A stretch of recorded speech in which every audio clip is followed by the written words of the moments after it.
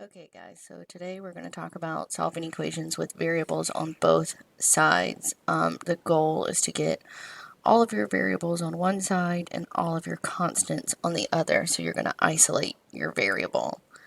And we will go through a few vocab terms as we go through here. So we're going to talk about what is a coefficient and what is a constant first. So this is our first example. A coefficient is this number that's in front of our variable, and this is our constant term. You can solve these multiple different ways. However, I'm going to show you the way that I do it, which obviously I think is the best way. The first thing I'm going to do is I'm going to collect or move all of my variables to one side. The first one I am going to move is this 5n. Since this is a positive 5n, I'm going to the opposite, which is a negative, or subtracting, because I'm trying to move it to the opposite side. So I'm going to subtract 5n from both sides. When I do that, these have now canceled because 5n minus 5n is 0, and 7n minus 5n is 2. Notice that I only subtracted 5n from 7n. I can't subtract from here because those are not like terms. You can only combine your like terms.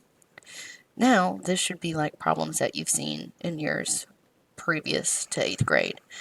So now I'm going to move my constant to the other side. So since I have my variable on this left-hand side, I'm going to get everything over here and away from it.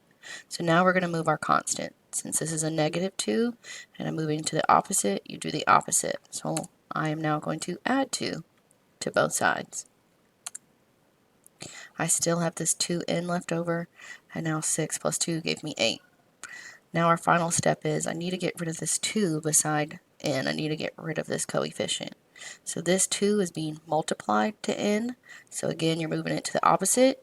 We're going to do the opposite. So the opposite of multiplication is division. So to undo the multiplication, I'm going to divide both sides by 2.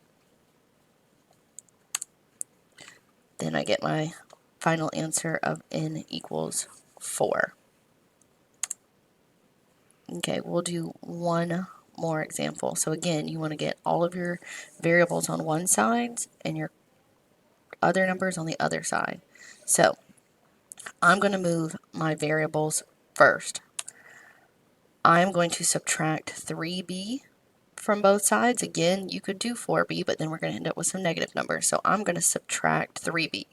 The reason I'm subtracting 3b is because it's a positive. So to move it to the opposite side, you have to do the inverse or the opposite. Now 4b minus 3b, that just left me with b. I still have plus 2, and now I have a 0 over here. A common mistake is a lot of people just want to cross this off and forget about our equal sign. It's still there. It's just a 0.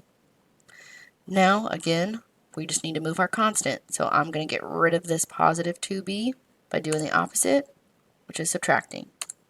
So then I get b equals -2. You can always go back and plug in this -2 into b on both sides and find out if you do have the correct answer. So I could do 4 times -2 plus 2 and see, would that equal the same thing as 3 times -2? If it does, you do have the correct answer. Alright guys, that concludes our examples for today.